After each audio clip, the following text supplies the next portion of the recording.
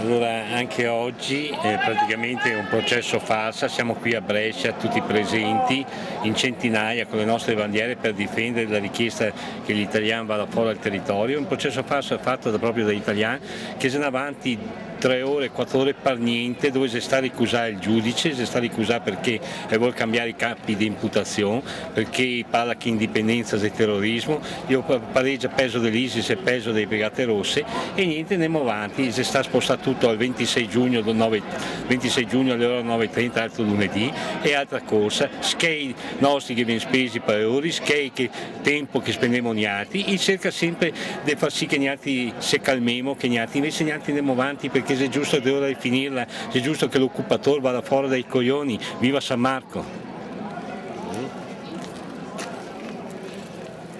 Va bene?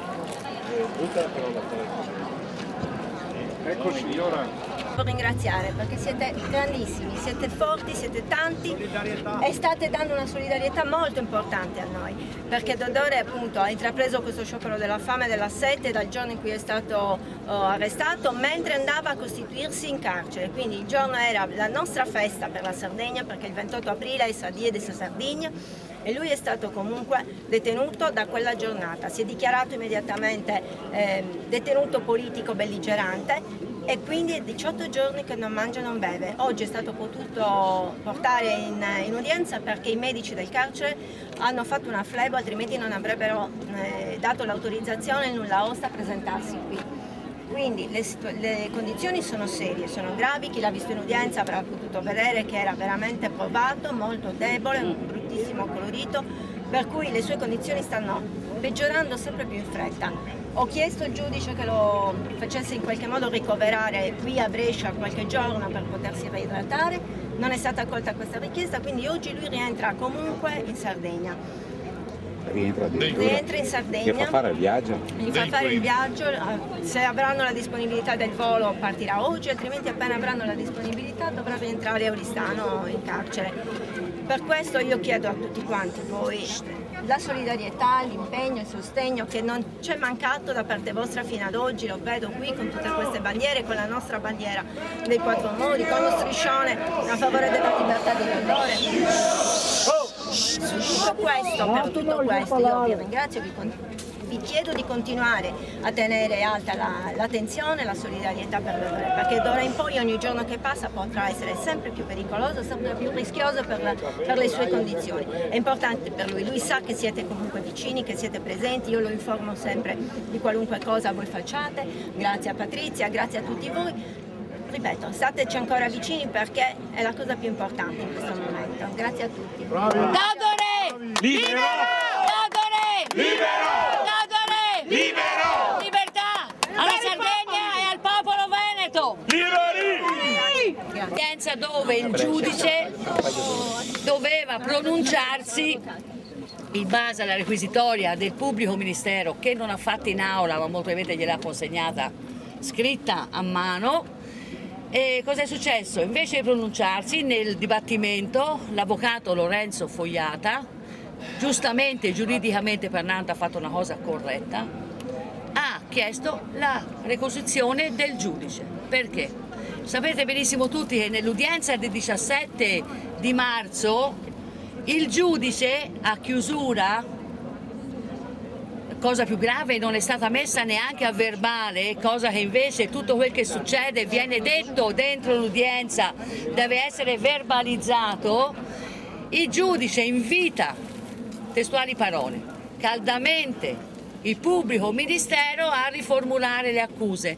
Questo, in base, se non sbaglio, all'articolo 47, mi sembra abbia detto Fogliata, è un reato grave, perché il giudice non può interloquire con la procura. Lui è il giudice che deve rimanere neutro sulla decisione, nel senso, sì, li mando in corte d'assise, no, decido che le prove portate non sono sufficienti, il dibattimento fatto, mi chiudo il tutto, invece questo non è stato.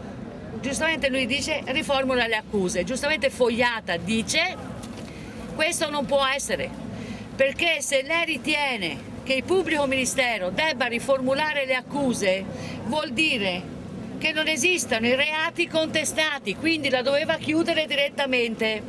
Questo è successo, l'avvocato Fogliata insieme all'avvocato Morosin sono andati su al quarto piano a depositare l'atto di riquisizione. Adesso l'udienza è stata rinviata il 26 di giugno alle 9:30, dove la Corte si deve pronunciare se ricusare o meno questo giudice, perché non più idoneo nella legalità che doveva mantenere. E per voci di corridoio sicuramente non accetteranno questo, quindi perché sappiamo benissimo che lo Stato italiano più in maniera malavitosa ti comporti dentro queste aule e più loro danno torto a chi invece rivendica il diritto, come ha fatto in questo caso Lorenzo Fogliata, l'avvocato Lorenzo Fogliata. Succederà che allora, se non viene accettata, rimane questo giudice e il 26 si dovrà pronunciare se portarci in corte d'assise oppure no. Io ve lo dico, guardate, sono in netta difficoltà.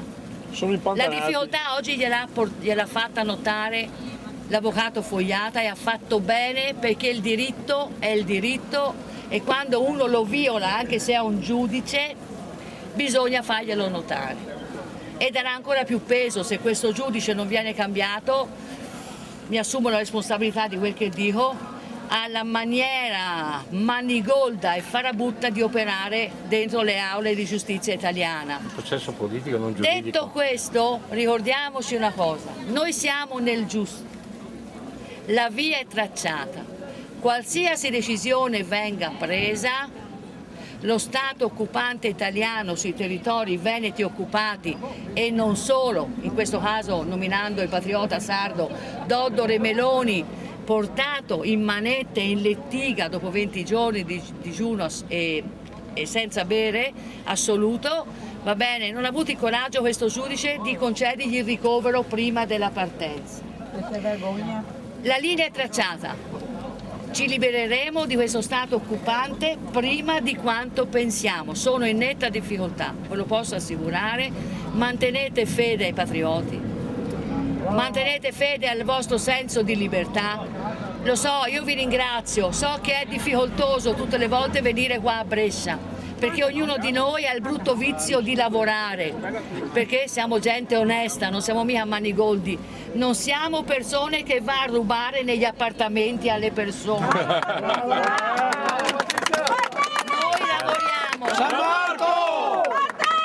Quindi San Marco! vi chiedo a nome non solo dei patrioti a processo, ma a nome di tutto il popolo veneto, sardo, siciliano, conscio e non conscio, il 26 venite ancora qua. Venite ancora qua, perché ricordatevi questa presenza, che non è importante il numero, ma è la dignità e il fattore di essere determinati. Per loro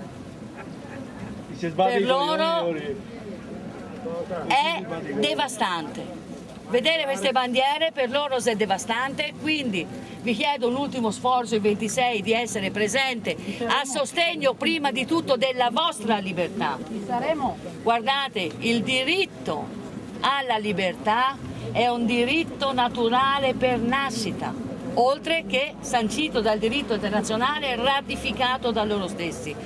Quindi avanti, vi ringrazio tutti di cuore, grazie, grazie, grazie ancora per la vicinanza, per il sostegno, per tutto quanto, per il sacrificio che state facendo e ci vediamo qua il 26 di giugno, dove in una maniera o in un'altra questa faccenda verrà chiusa e da lì percorreremo solo i binari della libertà. Grazie a tutti e viva San Marco! Viva! San Marco! San Marco! San Marco! Genitori veneti! Liberi! Genitori veneti! Liberi! Genitori veneti!